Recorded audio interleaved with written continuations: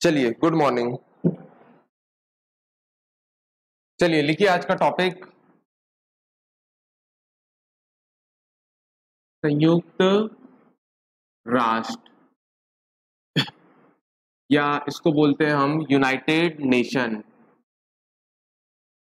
United nation बोला जाता है, ठीक है। और मैंने आपको बताया था ये नाम जो था किसने दिया था, किसने दिया था ये नाम। अगर पूछेगा संयुक्त राष्ट्र जो नाम है वो किसने दिया था, तो आपको क्या बताएंगे? अमेरिका के एक राष्ट्रपति थे जिनका नाम था FD रूजवेल्ट। ये कहां के थे? ये अमेरिकन प्रेसिडेंट थे।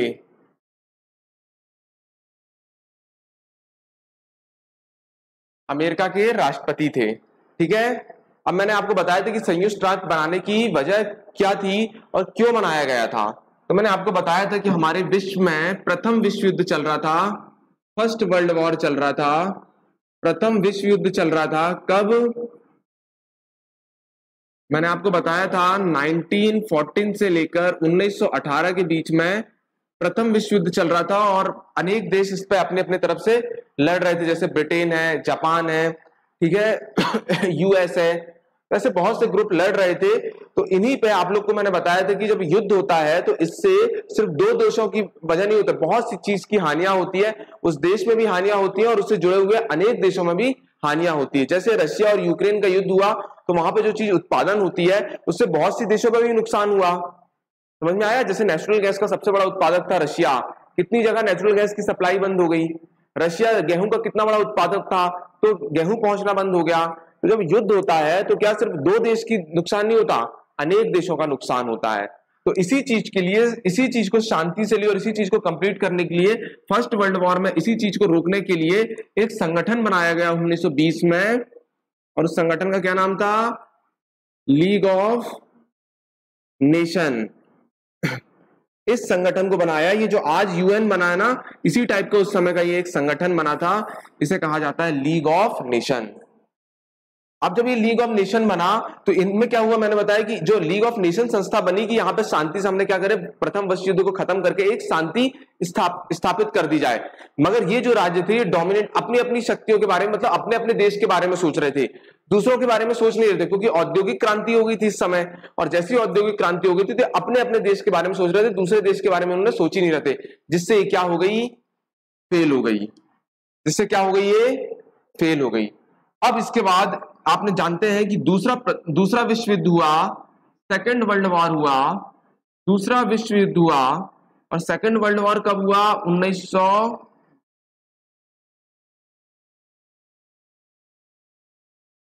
यहां हुआ। अब जब यहां हुआ तो इसके वजह से इस देश को भी और इन जो कुछ देशों का प्रदर्शन हो रहा था, जो सेकंड वर्ल्ड वॉर हो रहा था, यहां पे भी अनेक देश लड़ रहे थे, अनेक ग्रुप बढ़ गए थे, एक अलाइंड ग्रुप और एक एक्सेस ग्रुप। तो यहां पे भी ये जो ग्रुप हो रहे थे और ये लड़ रहे थे, तो यहां पे भी क्या हुआ था, इसी युद्ध को समाप्त करने के लिए और पीस की स्थापना करने के लिए, शांति की स्थापना करने के लिए एक संस्था बनी जिसका नाम है संयुक्त राष्ट्र। इसलिए बनाया गया था, माने अंतरराष्ट्रीय स्तर पर शांति बनाया जाए और दूसरा विश्व युद्ध के बाद अब तीसरा विश्व युद्ध ना होए और पूरे देश में एक शांति स्थापना होए, इसके लिए एक संगठन बनाया गया जिसका नाम था संयुक्त राष्ट्र। समझ में आया? तो ये शांति या पीस के लिए बनाया गया था। समझ में आया? फिर मैंने आपको बताया था कि इसकी आधिकारिक तौर से, इसकी ऑफिशियल क्वेश्चन आता है, इसको आधिकारिक तौर से ये ऑफिशियल, इसको कब नाम दिया गया?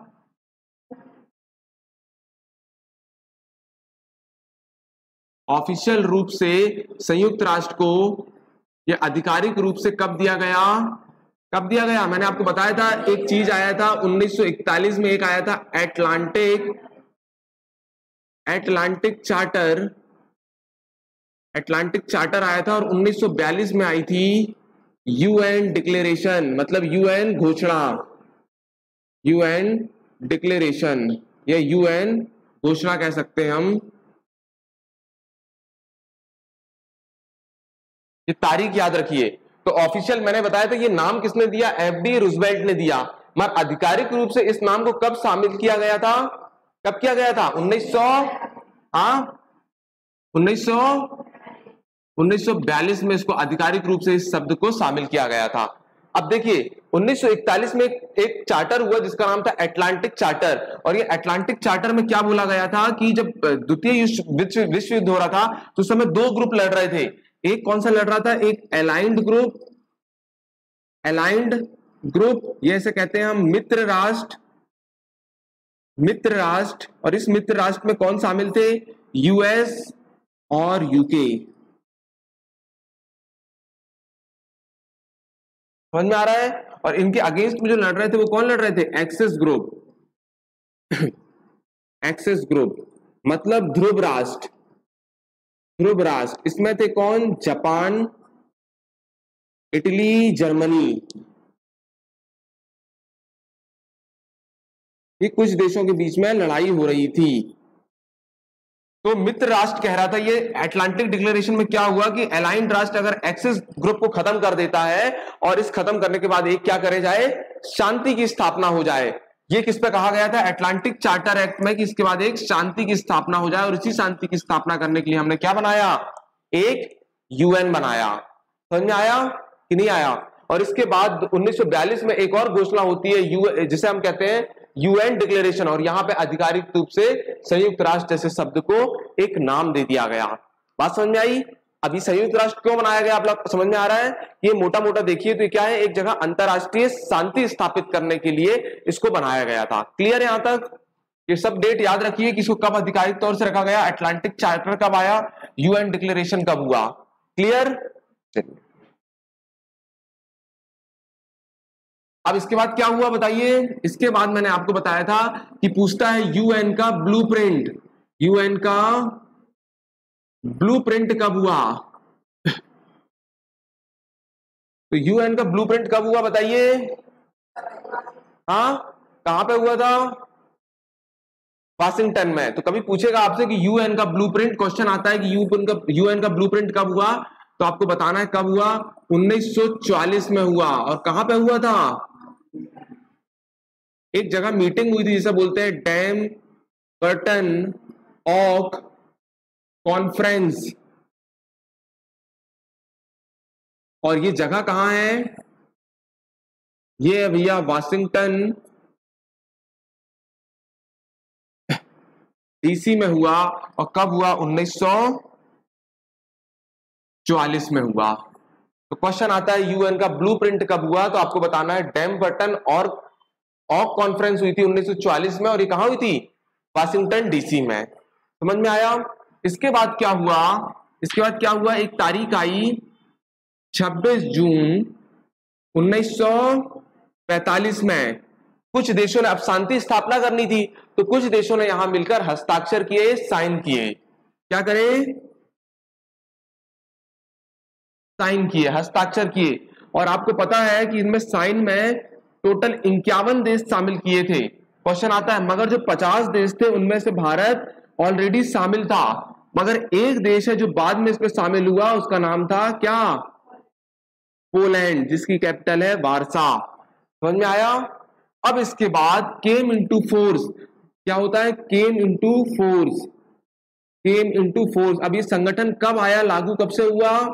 तो आपको पता होगा 24 अक्टूबर 1945 को ये लागू हुआ। और इसलिए हम 24 तारीख को क्या मनाते हैं? यूएन डे मनाते हैं। समझ में आया? कब लागू हो गया? समझ में आया? पूछता है, डायरेक्ट क्वेश्चन आता है यूएन का ब्लूप्रिंट कब हुआ, तो 1944 में। कहा? डैम बर्टन ऑफ कॉन्फ्रेंस में हुआ था। और ये जगह कहां थी? Washington DC. बट उसके बाद एक 26 जनवरी 1945 को साइन किया गया, और उसमें 51 देश शामिल हुए, जिसमें भारत 50 देशों में ऑलरेडी साइन कर चुका था, पर एक देश बाद में किया, उसका नाम था पोलैंड। और ये साइन जो हुई थी कहां हुई थी?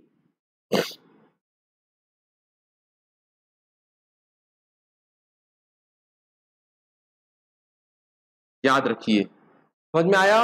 और इसके बाद ये कब आ गया, लागू कब हो गया? 24 अक्टूबर 1945 को। और इसलिए हम 24 अक्टूबर क्या मनाते हैं? यूएन डे मनाते हैं। समझ में आया? अब इसका उद्देश्य लिखिए।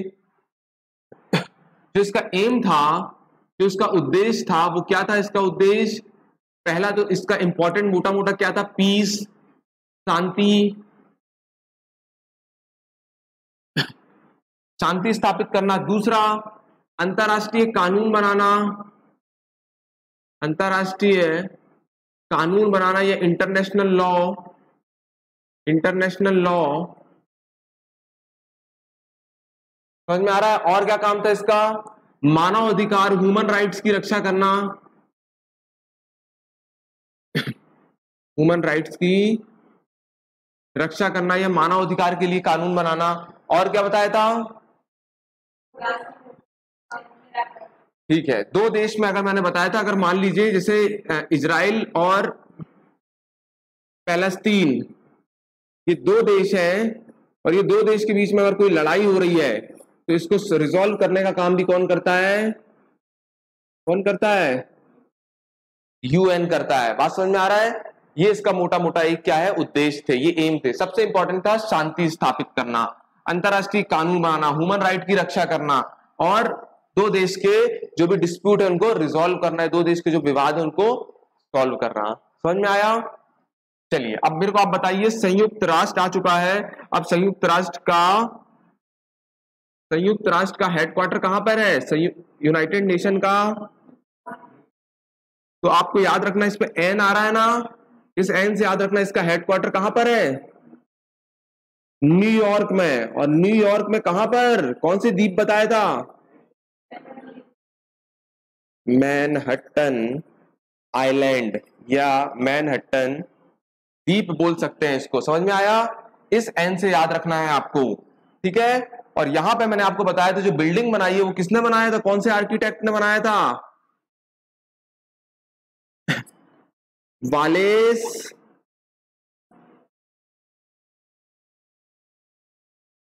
हैरिसन ने बनाया था। क्लियर? अब इससे आपसे पूछेगा इसके कितने मेंबर होते हैं, कितने सदस्य होते हैं? कितने मेंबर होते हैं बताया था? 193 मेंबर।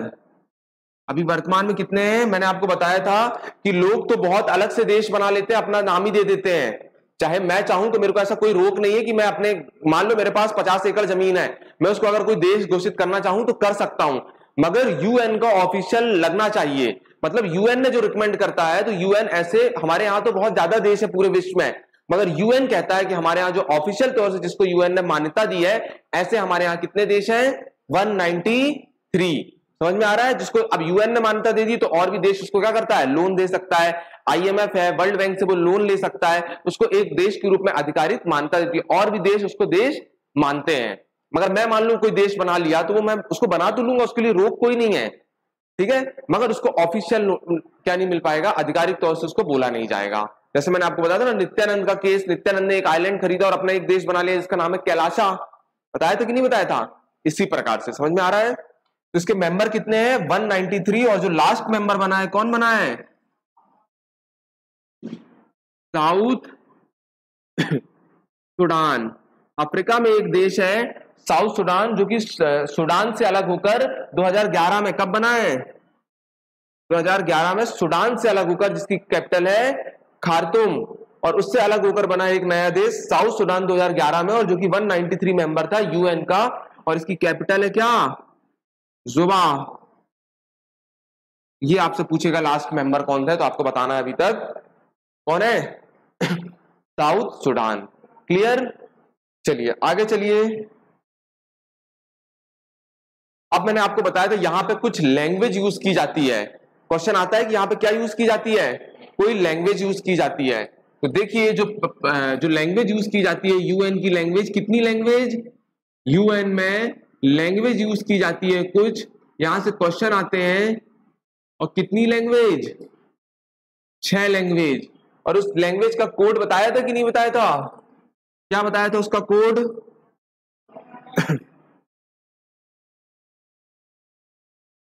कार्स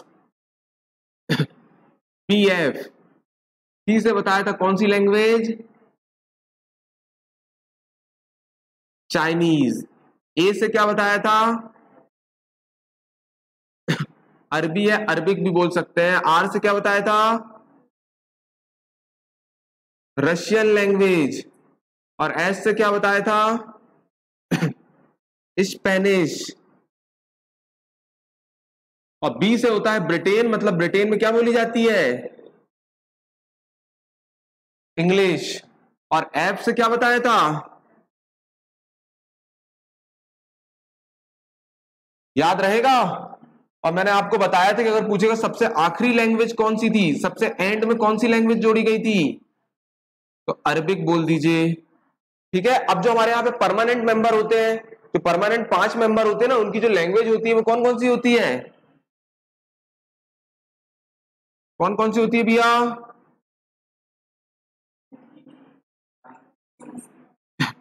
ये 3 लैंग्वेज होती है। ये परमानेंट मेंबर जो होते हैं, जो 5 परमानेंट मेंबर होते हैं यूएन में, उनकी लैंग्वेज होती है। और बाकी जो लैंग्वेज तो होती है, और सबसे आखिरी कौन सी होती है?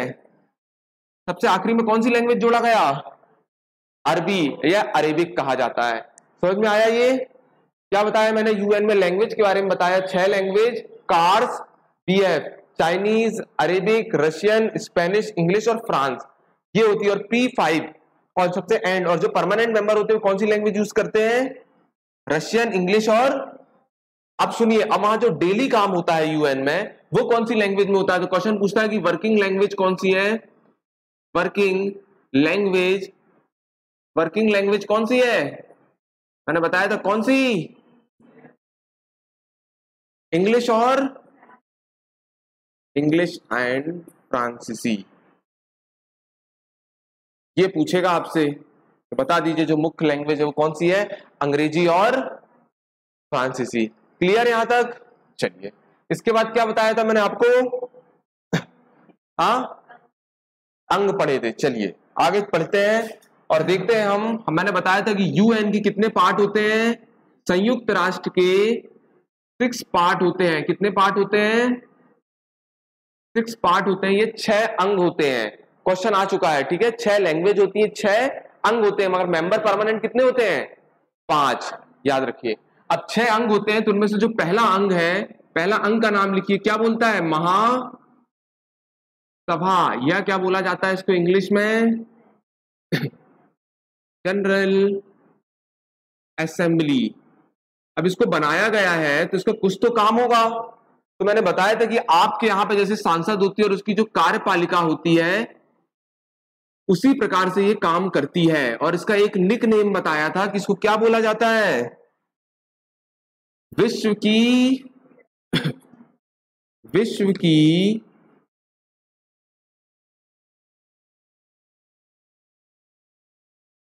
लघु संसद। समझ में आ रहा है? Smallest parliament of the world कहा जाता है। क्या कहा जाता है? Smallest parliament of the world, ये इसका निक नेम है। और जब सांसद है तो इसका काम क्या होती है? कार्यपालिका के जैसे काम करती है। जैसे कार्यपालिका होती है ना, जो कानून को लागू करने का काम करती है, समझ में आ रहा है? इस प्रकार का काम करती है। और जितने 193 मेंबर होते हैं ना, उतने इसके सदस्य होते हैं। 193 सदस्य होते हैं इसके। और जो इसका कार्य होता है, जो इसका फंक्शन होता है, इसका जो कार्य होता है, जो इसका फंक्शन होता है, वो क्या होता है? मैंने बताया था बजट को पेश करना। मैंने बताया था सुरक्षा, सिक्योरिटी। और क्या करती थी? सबसे important question, appointment of secretary general. ये लिख लीजिए, महासचिव की नियुक्ति, अपॉइंटमेंट ऑफ सेक्रेटरी जनरल। बताया था कि नहीं बताया था? और क्या करती है? सबसे इंपॉर्टेंट, किस देश को शामिल करना है? देश की सदस्यता, देश की सदस्यता, या किसी देश को सदस्यता दिलाना है, मतलब ऐड करना है, या एक्सक्लूड करना है, किसी देश को हटाना है। एक्सक्लूड करना है तो भी ये, किसी देश को हटाना है तो भी क्या करता है? यही काम करता है।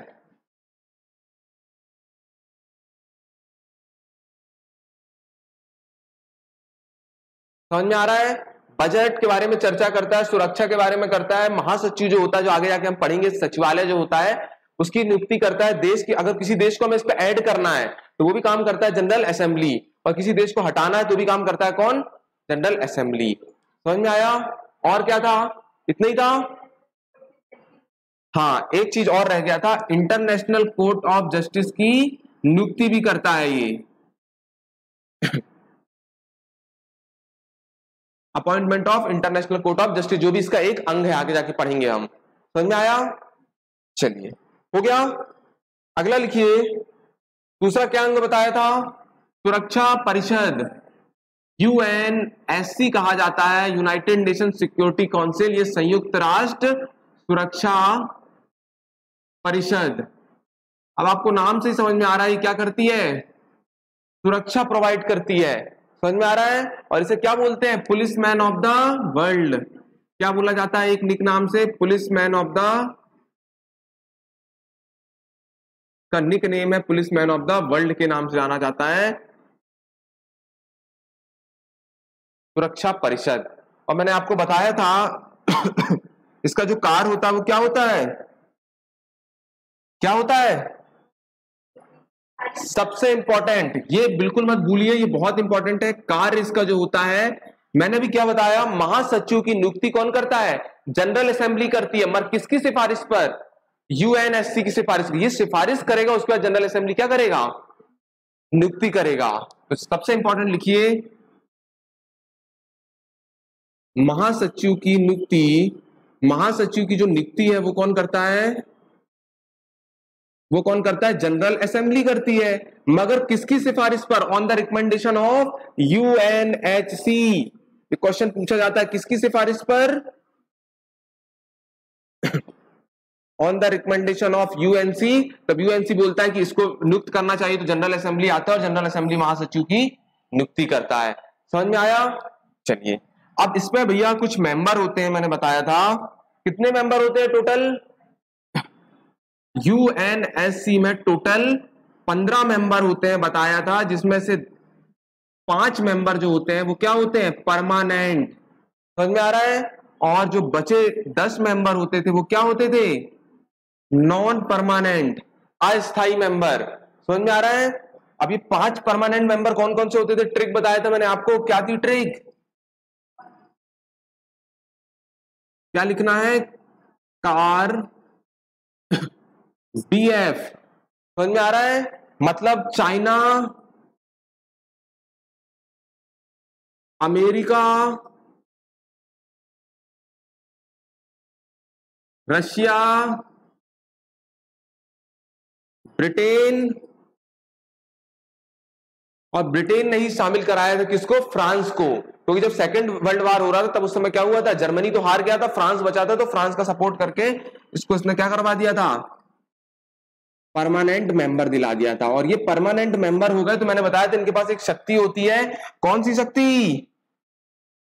कौन सी शक्ति? Veto power. और इसी वीटो का पावर का यूज करते हैं कि निषेध पावर रहती है, और इसी की शक्ति का यूज करके चाइना हर बार, मतलब अगर किसी भी विद्या के, किसी भी कानून ने किसी देश को सदस्यता दिलाना है, तो 4 देश अगर किसी को वोट कर देते हैं और एक देश अगर इस पर क्या करता है? वीटो पावर का यूज कर लेता है, तो उस देश को सदस्यता नहीं मिल पाती। और यही कारण है कि भारत इस पर सदस्यता से, परमानेंट मेंबर से हमेशा बाहर हो जाता है। समझ में आ रहा है? जबकि मैंने आपको बताया था जब यूएन बन रहा था तब पंडित जवाहरलाल नेहरू बोल दिया था कि भारत और चीनी भाई भाई, तो आप सदस्यता बन जाइए, आप ले लीजिए यूएन की सदस्यता। पर बाद में यही चाइना क्या करता है? वीटो पावर का यूज करके हमारी सदस्यता को हर बार हटा देता है। और नॉन परमानेंट मेंबर 10 होते हैं, और इस नॉन परमानेंट मेंबर में अभी अस्थायी सदस्य के रूप में है कौन? भारत। कौन है? भारत है। और यहां पे हमारे त्रिमूर्ति जी, नाम सुने होंगे आप, त्रिमूर्ति जी काम कर रहे थे, मगर कल ही एक रिपोर्ट आई है और यूएन की एक परमानेंट रिप्रेजेंटेटिव बन गई है। कौन? रुचिरा कंबोज। लिख लीजिए, बहुत इंपॉर्टेंट क्वेश्चन है। यूएन की एक permanent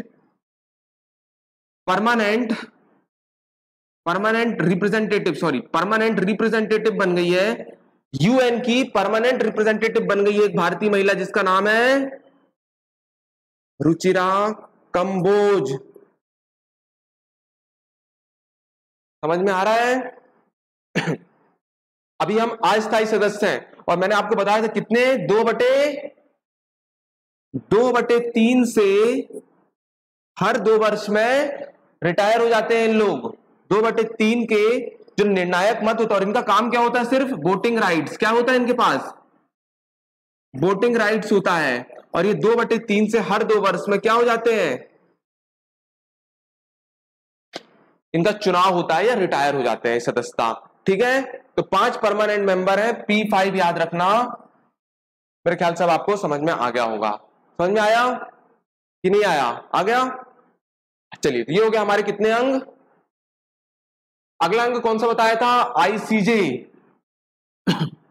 international court of justice. International court of justice, आपको नाम से ही समझ में आ रहा होगा, ये अंतरराष्ट्रीय न्यायालय कहा जाता है। ये क्या होता है? जब दो देशों के बीच में कोई डिस्प्यूट होता है और वहां पे सॉल्यूशन नहीं होता तो उसका केस कहां चलता है? आईसीजे में। अभी हमारे यहाँ के कुलभूषण जी जो पाकिस्तान से विवाद था, तो उनका केस चल रहा है कहां पर? आईसीजे में। ठीक है, तो भारत की तरफ से वो कौन लड़ रहे हैं? दलवीर भंडारी। कल मैंने आपको फोटो दिखाया था, अभी लास्ट में आपको सब फोटो दिखा रहा हूं। तो इंटरनेशनल कोर्ट ऑफ जस्टिस कब बनी? ये भी एक अंग किसका? यूएन का। 1946 में बनी थी और इसका हेडक्वार्टर कहां बना था? हैग, नीदरलैंड में। समझ में आया? और यहां पे भैया नीदरलैंड में, तो यहां पे कौन होंगे? अब कोर्ट है तो जज होंगे। यहां पे कितने जज होते हैं?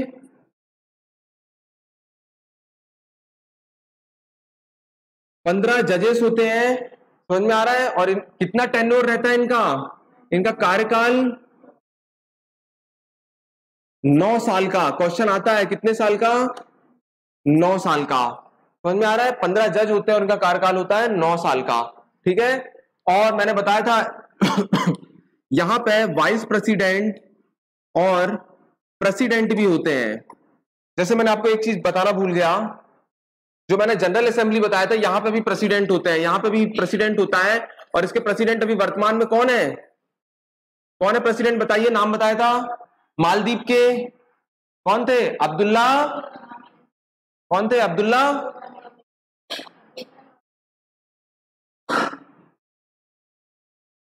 अब्दुल्ला शाहिद बताया होगा ना कि हामिद? हामिद बताया था, शाहिद लिख लीजिए, अब्दुल्ला शाहिद। अब्दुल्ला शाहिद। अब्दुल्ला हामिद तो बांग्लादेश के राष्ट्रपति हैं। ठीक है, अब्दुल्ला शाहिद कहां से थे? ये मालदीव। और इसकी अभी करंट में मीटिंग हुई थी, कौन सी? कौन सी? यूएनजीए की 76वीं मीटिंग हुई थी, उसी की मीटिंग के ये अध्यक्ष बने थे। और कितना टेन्योर होता है इनका? मैंने बताया था 1 साल।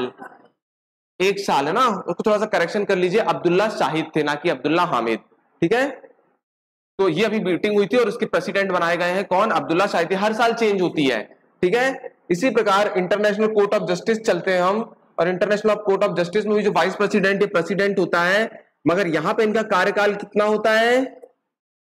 कितने साल का? इनका 3 साल का होता है भाई। 9 साल का किसका होता है? जज का। समझ में आ रहा है? जो जज होते हैं, 15 जज होते हैं, उनका होता है 9 साल, और जो वाइस प्रेसिडेंट प्रेसिडेंट होते हैं उनका 3 साल होता है। ठीक है, और मैं आपको बताया था पहले भारतीय जज जो आईसीजे में प्रथम भारतीय जज कौन बने थे? फर्स्ट जज कौन बने थे? पेनागल नरसिम्हा राव साहब। ठीक है, इसके बाद कौन बने हैं? नागेंद्र। और ये हमारे संविधान सभा के क्या प्रमुख सलाहकार थे, बताया था। और कौन बने थे? रघुनाथ पाठक।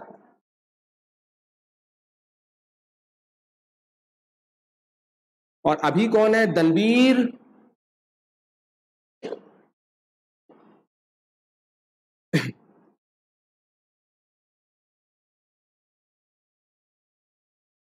क्लियर?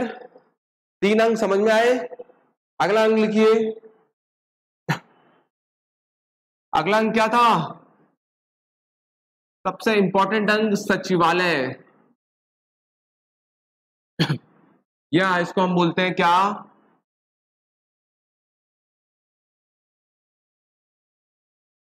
सेक्रेटरीट। ठीक है, समझ में आ रहा है? अब जो सचिवालय होता है, मैंने बताया था ये क्या होता है, इसका जो हेड होता था वो कौन होता था? महासचिव। उसी महासचिव की बात कर रहे हैं जिसकी नियुक्ति जनरल असेंबली करती थी, किसकी सिफारिश पर? सुरक्षा परिषद या सिक्योरिटी काउंसिल की। समझ में आया? तो इसका हेड जो होता है वो कौन होता है? महासचिव। इसे कहते हैं सेक्रेटरी जनरल। और क्या नाम से जाना जाता था, मैंने बताया था इसको? और क्या नाम से बोला जाता था? De facto spokesman. और क्या नाम से जाना जाता था? Central administrative officer. क्या जाना जाता था? Central administrative officer. ये सब इसका नाम है, ठीक है। क्वेश्चन आते हैं। अब महासचिव मैं बताया था, जो भी महासचिव बनेगा इसका टेन्योर कितने साल का होगा? 5 साल का होगा। और मैंने बताया था जो भी महासचिव बनेगा इस यूएन का, वो P5 मेंबर से नहीं आएगा। जो 5 परमानेंट मेंबर होंगे, वहां का सदस्य, वहां का कभी भी महासचिव इसका नहीं बन सकता। बताया था कि नहीं बताया था? ठीक है। तो अब इसका महासचिव सेक्रेटरी जनरल की बात कर रहे हैं, तो अभी वर्तमान में इसके महासचिव कौन है? 9वें नंबर के कौन है? पुर्तगाल के रहने वाले। हाँ, कौन है? कौन है? Antonio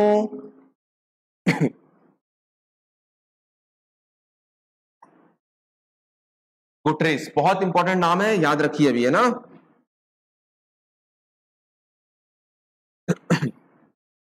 clear. अब पूछता है सबसे पहले प्रथम सेक्रेटरी जनरल कौन थे? कौन थे? त्रिगवेली। कहां के थे? नॉर्वे। यूरोप में एक देश है नॉर्वे, जिसकी कैपिटल है ओस्लो, वहां के हैं। समझ में आया कि नहीं आया? आया सचिवालय। अभी मैं आपको बिल्डिंग बताऊंगा कैसी सचिवालय भी दिखा रहा हूं, ठीक है। इसके बाद अगला लिखिए। अच्छा, ये सचिवालय का काम बताया था मैंने। डेली का काम क्या होता है? डेली के कामकाज की रेख देख करना, कामकाज की डेली के कामकाज को देखना, ठीक है। डेली के काम को ये करता है। समझ में आ रहा है? चलिए, कितने अंग हो गए? 4। 5वां अंग चलिए, क्या था 5वां अंग?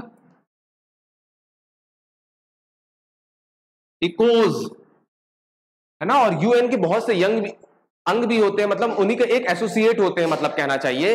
जैसे यूनेस्को हो गया, जो वर्ल्ड हेरिटेज साइट को कंजर्व करता है। जैसे यूनिसेफ हो गया, जो बच्चों को संभालता है। ह्यूमन राइट्स कमीशन हो गई, जो मानव अधिकार के लिए देखता है। एक रिफ्यूजी वाली संस्था हो गई। तो इसके ऐसे बहुत सारे एसोसिएट मेंबर हैं। एक यूएन WTO है, वर्ल्ड टूरिज्म ऑर्गेनाइजेशन, जो टूरिज्म को देखता है। तो ऐसे बहुत से एसोसिएट भी होते हैं इसके। समझ में आ रहा है? तो इकोस बताया था, इसका मतलब क्या होता था? Economical and social. ये भी एक किसका अंग है? Economical and social. बताया था कि नहीं? आर्थिक और क्या बताया था? आर्थिक और, हाँ, आर्थिक और सामाजिक परिषद बताया था। ये हो गया। अब ये आपको समझ में आ रहा होगा इसका काम क्या होगा। ये जो व्यक्ति के जिस देशों के, ऐसे देश उनके आर्थिक और सामाजिक चीज को क्या करते थे? उत्थान करते थे, उनके विकास के लिए सहायता करती थी संस्था। और यहां पे कितने मेंबर होते हैं? 54 मेंबर होते हैं। कितना टेन्योर रहता है? यहां पे भी होंगे कौन? प्रेसिडेंट और वाइस प्रेसिडेंट। और इनका भी कार्यकाल होगा, वो कितने साल का होता है? और इनका कार्य क्या है? इकोनॉमिकल और सोशल से सामाजिक में क्या करना? डेवलप करना। इसलिए मैंने आपको बताया था ये क्या करते थे? इस साल में एक बार IMF और वर्ल्ड बैंक के साथ मीटिंग करते थे। क्यों? क्योंकि ये लोन देते हैं तो इससे क्या होगा? उस देश की सामाजिक और आर्थिक विकास होगा, इसलिए मीटिंग करते हैं। समझ में आया? चलिए, इसके बाद एक अंग और बचा है हमारा। कौन सा अंग? प्रन्यास परिषद।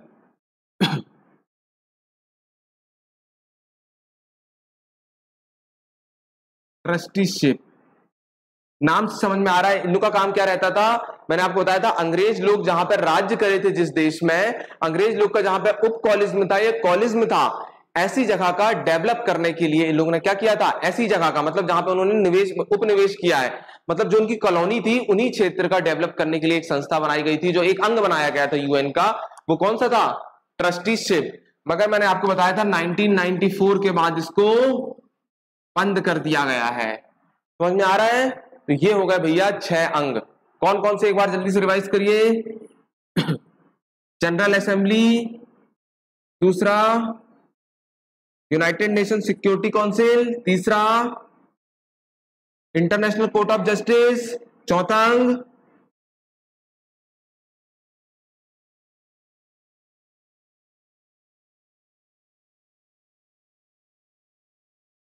सेक्रेटरीट, फिर सचिवालय, फिर और आखिरी था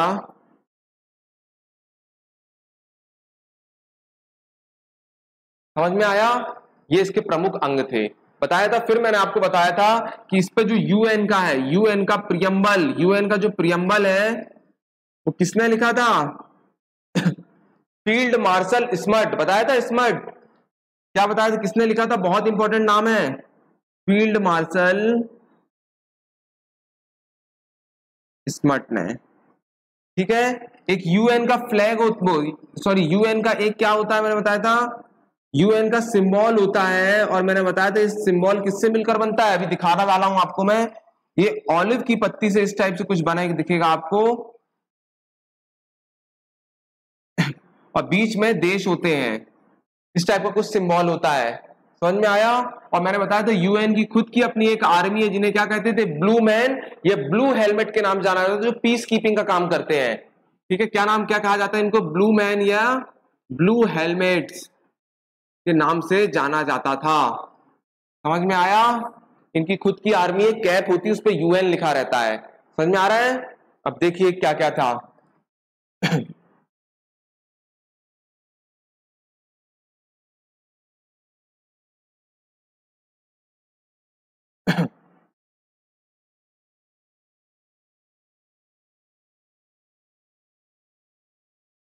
ये क्या है? क्या है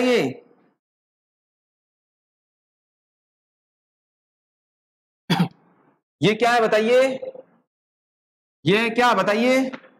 ये है यूएन का सचिवालय। क्या है? सॉरी, ये क्या है? अभी मैंने जो बताया था मैनहट्टन द्वीप में जो बिल्डिंग बनी है वो यही बनी है। ठीक है, यहीं पे लगता है उनका क्या, सचिवालय। समझ में आ रहा है? इस प्रकार की कुछ बिल्डिंग, इसी को बनाया था किसने, वेलेस हैरिसन ने। बताया था ये मैनहट्टन द्वीप में है, ये न्यूयॉर्क में है। समझ में आया? क्लियर? अगला देखिए।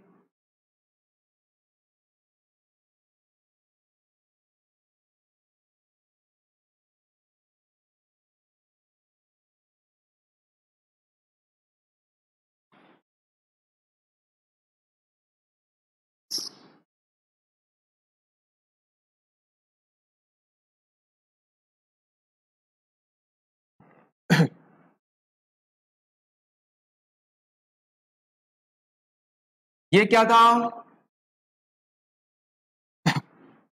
ये क्या था? जो 54 मेंबर बैठे हैं, जो आर्थिक एवं सोशल काउंसिल थी, बताया था जो आपने कौन सा 5वां अंक पढ़ा था, वो ये था। इस टाइप की कुछ मीटिंग होती है। समझ में आ रहा है? अरे भाई जो हमने पढ़े थे ना, कौन सा, आर्थिक और सामाजिक परिषद, वो ये है जहां पे 54 मेंबर हुआ करते थे। कुछ इस प्रकार से आपको देखने मिलेगी। समझ में आया? अगला देखिए।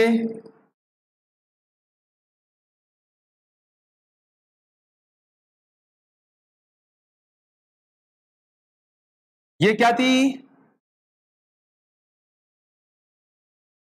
ये क्या है बताइए?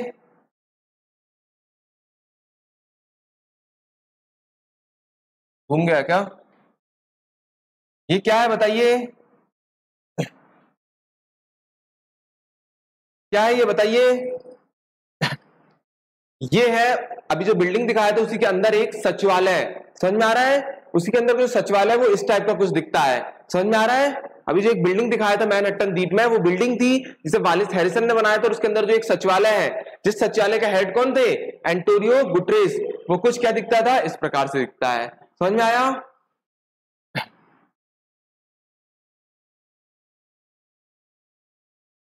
कितने अंग हो गए? अगला देखिए,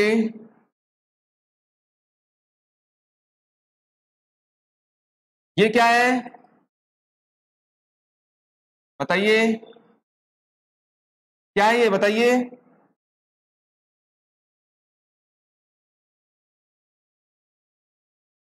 क्या है ये बताइए? उसी के अंदर जो बैठे हुए 5 परमानेंट मेंबर है वो ये हैं, जो 5 परमानेंट मेंबर बैठे हुए हैं वो ये हैं, और जो ये अदर जो 10 मेंबर मैंने बताया था वो ये अलग लोग बैठे हैं। तो ये इस प्रकार का कुछ स्ट्रक्चर है, समझ में आ रहा है?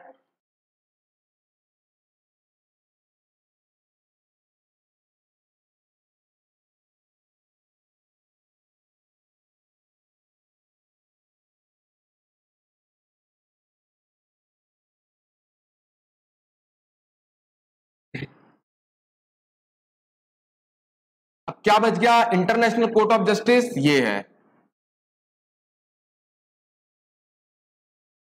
ये जज लोग बैठे हैं, समझ में आ रहा है? ये इंटरनेशनल कोर्ट ऑफ जस्टिस, यहीं पे जो कुलभूषण जी का भी केस चल रहा है उसमें दलबीर भंडारी जी ले रहे हैं। ये आप लोग को दिख रहे होंगे कितने जज हैं? 15 जज बैठे हैं, समझ में आ रहा है?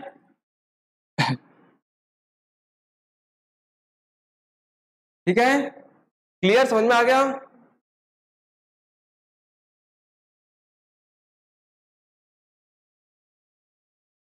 अगला देखिए, जो मैंने आपको सिंबल बता रहा था यूएन का, ये कुछ इस प्रकार का सिंबल दिखता है। ये मैंने आपको बताया था, ये ऑलिव की पत्ती, क्वेश्चन पूछता है, ये ऑलिव की पत्ती दिख रही है और ये इसके अंदर कुछ देश दिख रहे हैं, आप लोग को समझ में आ रहा होगा। ये इस प्रकार का इसका क्या रहता है? सिंबल रहता है। ठीक है, क्लियर? क्वेश्चन आया है कितनी पत्ती? 2 ऑलिव लीव्स रहती हैं। क्लियर? चलिए, अगला लास्ट जो बचा है हमारा, क्या? ये जो मैंने उनकी सेना बताया था आपको, बताया था, क्या बोलते हैं इनको?